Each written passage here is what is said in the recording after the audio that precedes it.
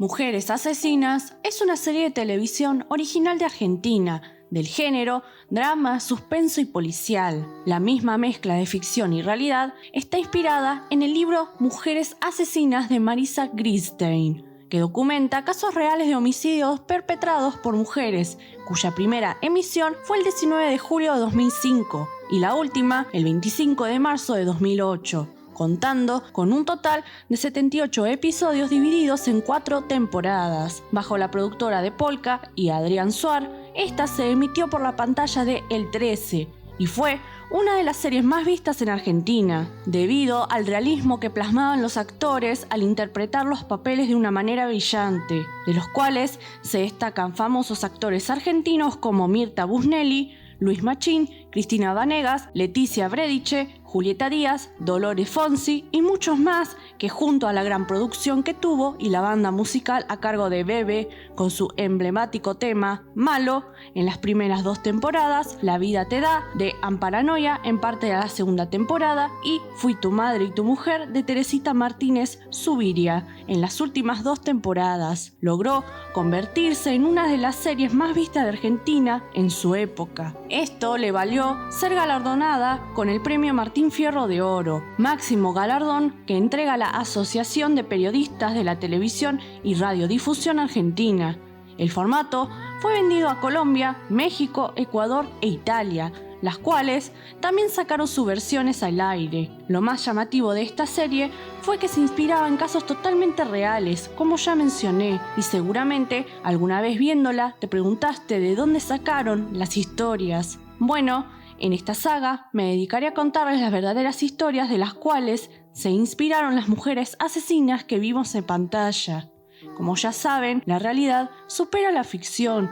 Es por eso que no podían dejar de plasmar en la pantalla estos casos, ya que fueron dignos de películas de horror y Polka lo hizo perfectamente, haciéndonos sentir todo lo que veíamos en cada capítulo. Así que sin más, comencemos con el capítulo de hoy.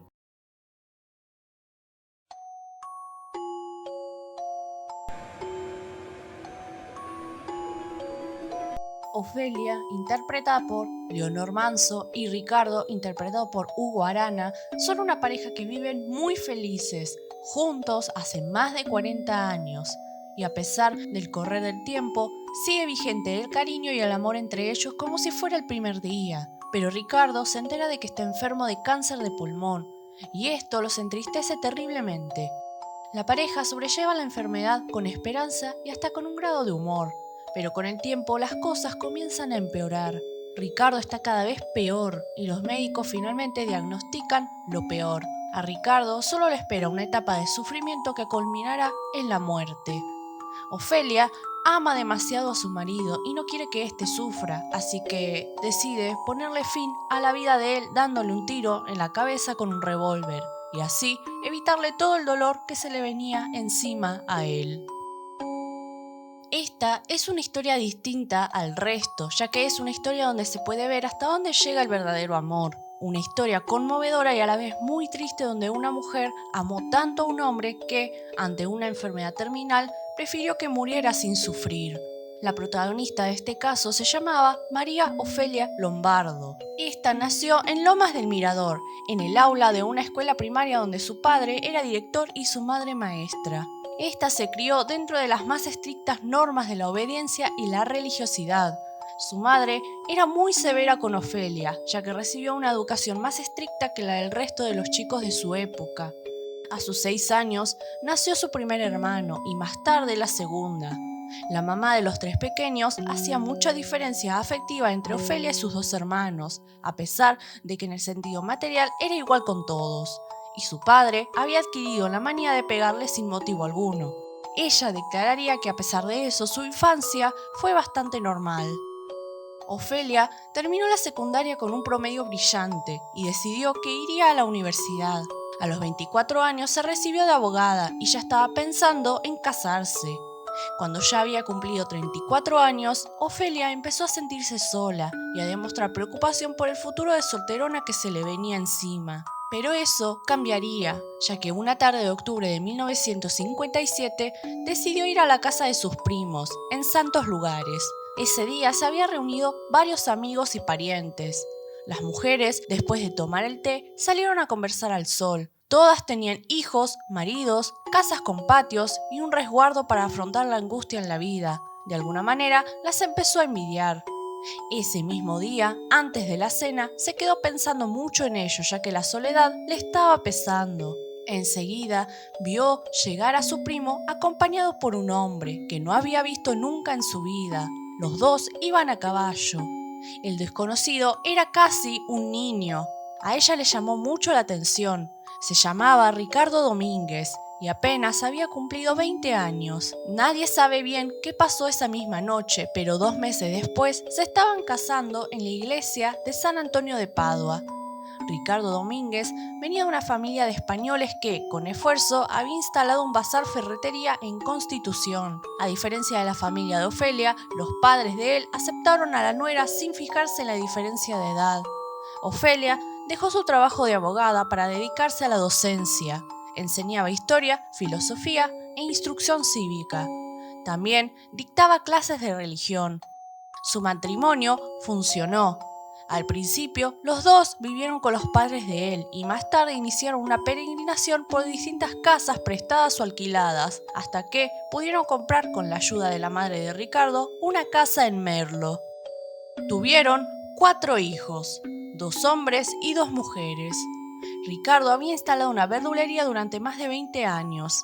En el 93, Ricardo se animó a pedirle a su mujer que se mudaran a Necochea. Había visto una casa cerca del mar, en una zona modesta accesible para ellos. La mudanza tendría sus ventajas, una de ellas fundamental para Ofelia. Vivirían lejos de sus hijos, ya que estaban hartándolos con sus peleas, divorcios y exigencias. La casa era sencilla, al frente estaba el local, donde pusieron una verdulería, pero esta nunca prosperó. La decadencia económica del matrimonio era un problema, pero Ofelia siempre trataba de animarlo. Ella era la mujer más importante de su vida, la única a la que había querido realmente. En ella vio lo que no vio nadie más, y por eso la amaba, y ella a él. Eran la pareja perfecta ante todos, que se sobreponían a todo. Pero a fines de 1997, Ricardo empezó a sentirse débil. Le dolía el cuerpo y tenía violentos ataques de tos. A pesar de eso, seguía trabajando. Ricardo negaba la posibilidad de cualquier enfermedad. No estaba dispuesto a ver a ningún médico. Pasaba el tiempo y Ricardo empeoraba día a día. Para ese entonces llevaban 43 años juntos.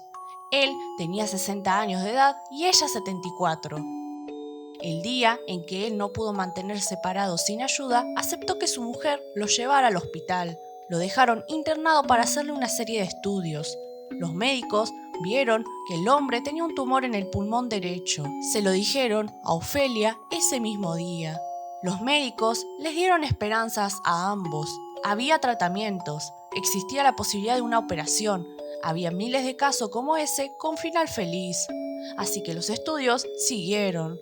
Mientras tanto, habían decidido que se trasladarían a Buenos Aires para hacer un tratamiento. 3 días después, en una tarde caliente de febrero, uno de los médicos la llamó a Ofelia para darle el diagnóstico. Le dijo que el tumor del pulmón tenía metastasia en el hígado. Ofelia fue determinante. Nadie hablaría con él. Él no tenía por qué enterarse de nada. Ella, devastada y en pánico, decidió protegerlo de aquel fatídico destino.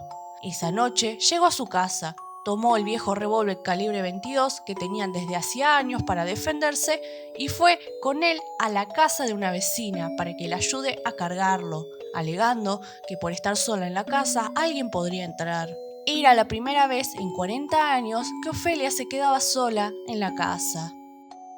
El 14 de febrero de 1998, Ofelia y sus vecinos fueron a buscar a Ricardo al hospital. Lo llevarían a su casa. Él estaba convencido de que se irían a Buenos Aires para hacer un tratamiento de quimioterapia. De hecho, los médicos le habían explicado a Ofelia que era lo único que quedaba por hacer. Ricardo seguía débil, pero no tenía ningún dolor hasta ahora. El vecino ayudó a Ricardo a caminar hasta su cuarto y se despidió. Ofelia estaba sola con su marido y escuchaba cómo se moría. Lo escuchaba toser salvajemente todo el tiempo. Ella estaba desesperada por oír cómo el amor de su vida se consumía por esa terrible enfermedad.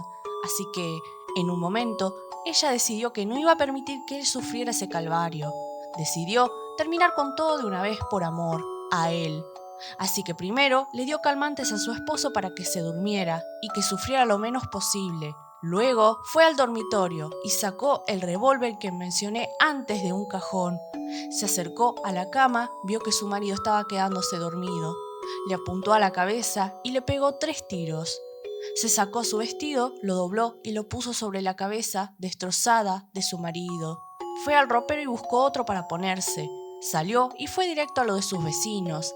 Les dijo sin más explicaciones que se quería dar un baño. Cuando salió de la ducha, les explicó que acababa de matar a su marido. Esto ocurrió el día de los enamorados.